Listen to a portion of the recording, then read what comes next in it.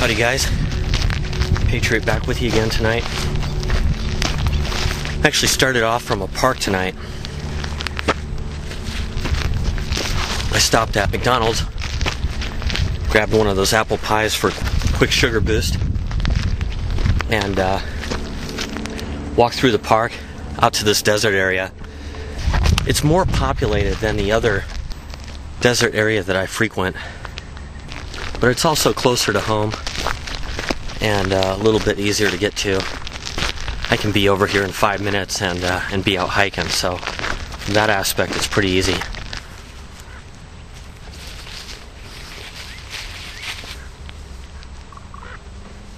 Got some crows out here flying behind me.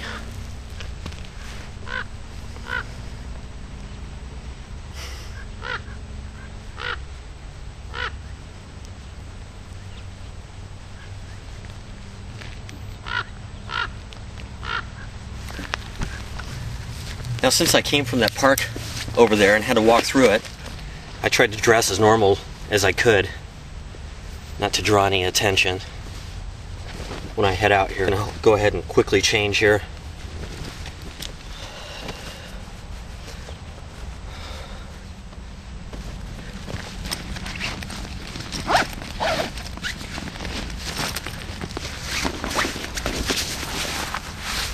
Now that the sun's down a little bit, I'll actually take the edges of my boonie hat and tie those up. I don't have that sun beating down on my ears and my neck, and so I can do that now. Also, by having the boonie hat up like this, it will minimize the noises that come from my feet crunching on the ground, and I'll be able to hear noise more directionally. I wanted to walk back tonight in the dark with the 24-watt boxer. I still haven't been able to do that. Wanted to talk a little bit about cactus, in particular the cholla, which can be a real pain sometimes. And then I thought I'd show you a little quick dinner that I'll have out here tonight that's actually real easy to make. Real easy to eat, I should say. This area isn't nearly as populated with larger animals such as javelina, deer, coyotes as the other desert area that I frequent, but it is a pretty area. It's very flat, but still a lot of fun.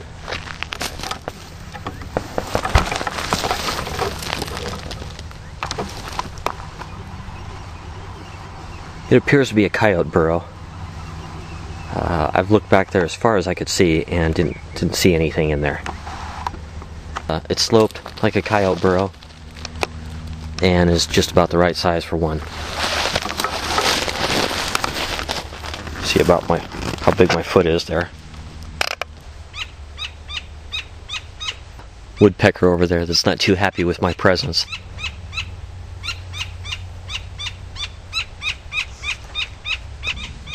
And over on this side, sitting there peacefully, we've got a mourning dove up there in the tree, which is a Palo Verde tree, by the way.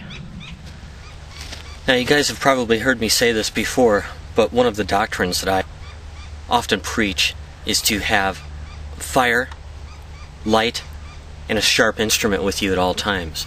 So just to demonstrate that today, and this is something that I would normally carry, and if you see some of my other videos, you'll see the same implements on me, usually in the same place. For fire, I have a windmill jet lighter that you've seen in my EDC bag. I have the Meritac peanut lighter. For light, I have the 4.7's titanium Freon. That's a AAA light. Also around my neck here, I've got the Meritac AAA light, which weighs so little it's like carrying nothing on you. For knives, I've got my Voyager X2. You've seen this many times in other videos. It's a substantial blade and a good weapon. And on my other hip, I carry my Spyderco Military, which is also a substantial blade with very good thickness through the top and a full flat grind. A great work knife, all-around knife. I've got a family of quail up here Probably 100, 150 yards in front of me that I hear chirping.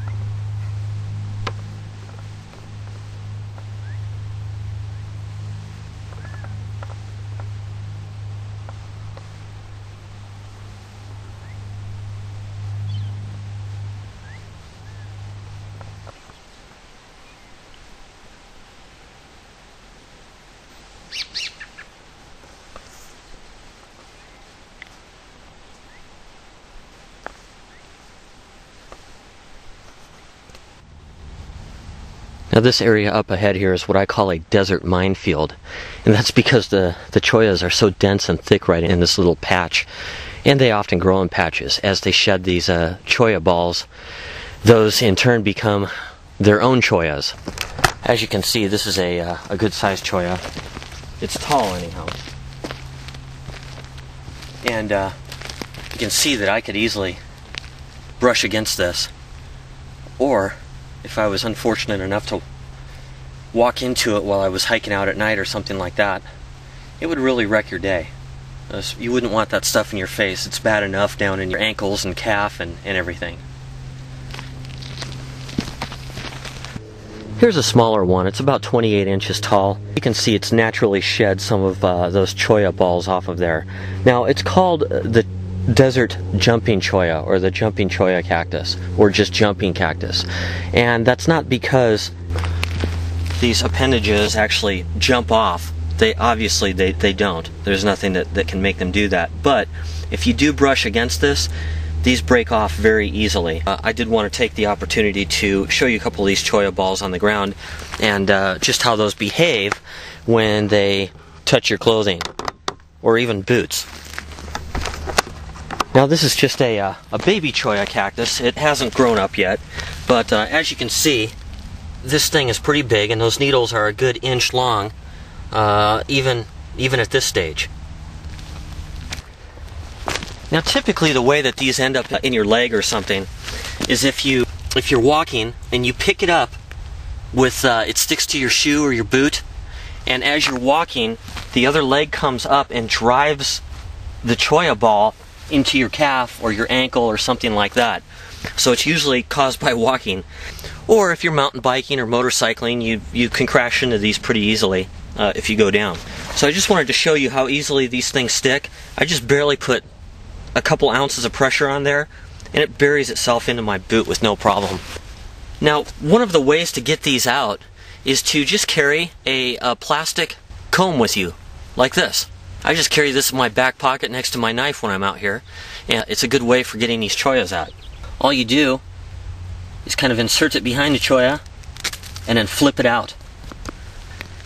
Now one note, if you're going to use one of these, make sure that the plastic itself is hard enough that the needle doesn't penetrate into the plastic. Because what will happen is you'll load that comb up with a little bit of spring, and you go to flip it out of the comb, and the cholla will actually hang onto the comb and flip back at you in your direction. So I thought I'd show you that special meal that we've got that we're going to fix up tonight. That's a McDonald's double cheeseburger. Hope you weren't expecting too much there, but just goes to show you that if it's convenient and easy, saves you some time, allows you more time out here, then why not? For a buck, I'll take it.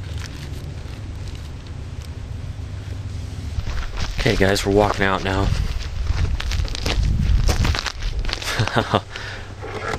I've got a rabbit over here. This light's so bright it doesn't know what to do.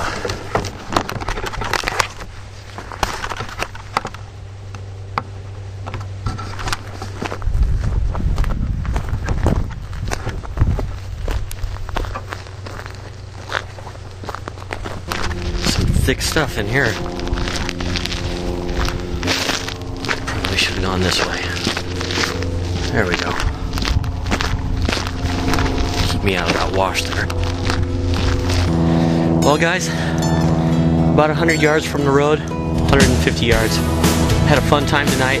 The light worked excellent coming out. I could identify a coyote at 125 yards, no problem.